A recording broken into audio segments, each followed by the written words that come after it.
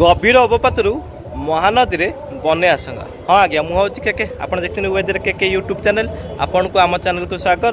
जदि कहबा ताले गभीर अवपात प्रभाव में छत्तीसगढ़ में प्रबल वर्षा देखा मिली सहित पश्चिम ओडिशा जिला में अति प्रबल वर्षा देखा मिली जहाँ रेकर्ड कराई। जदि कहबा ताले कलाहांडी जिले में ठाकुररामपुर ठारे 352 मिलीमीटर, जूनागढ़ ठारे 210 मिलीमीटर, सेपरी बाकी 4टी ब्लॉक रे 100 मिलीमीटर ऊपर वर्षा है। बाकी अंचल 50 मिलीमीटर अधिक वर्षा रेकर्ड कराई। सेपरी बलांगीर में 4टी स्थान में 50 मिलीमीटर अधिक वर्षा रेकर्ड कराई। गोटे स्थान में 100 मिलीमीटर वर्षा रेकर्ड कराई। सेपरी नुआपड़ा जिला पर कोमना ठारे जदि कहबा ताले 197 मिलीमीटर और नुआपड़ा ठारे जदि कहबा 147 मिलीमीटर वर्षा रेकर्ड कराई।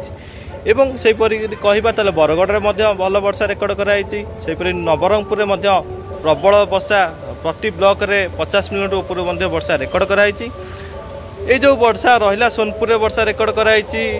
जदि एबे भी पश्चिम ओडिशा जिला मानकर वर्षा लगी रही जहाँफल जदि कहबा ताले छत्तीसगढ़ जो वर्षा जल जदि हीराकुद को अधिक मात्रा प्रवेश करे ताले निश्चित भाव में हीराकुद जदि अधिक गेट खोले ताले गोटे बन्या आशंका को एड़ाई दि जाए न पारे। हुए तो जो कलाहांडी जिलार जो वर्षा रही बलांगीर जो वर्षा रही दुईटी नदी में बन्या जल प्रभावित हो पारे जोटा अंग एवं तेल नदी में प्रचुर मात्रा बन्या जल प्रभावित हम सोनपुर ठारे आसिक प्रवेश कर महानदी में।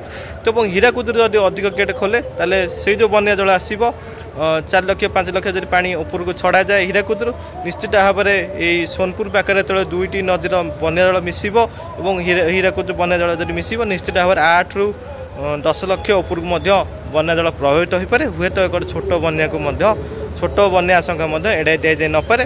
देखा हीराकुद उपर समस्त नजर आज वर्षा लगी रही केते परिमाण हीराकुद जल महानदी को छड़ा जाऊँगी ताहा ही देखा बाकी रहा। जदि हीराकुद अधिक मात्रा गेट खोले और अधिक जल महानदी को छाड़े निश्चित भाव में बन्या आशंका को एड़ाई दि जाए न पारे।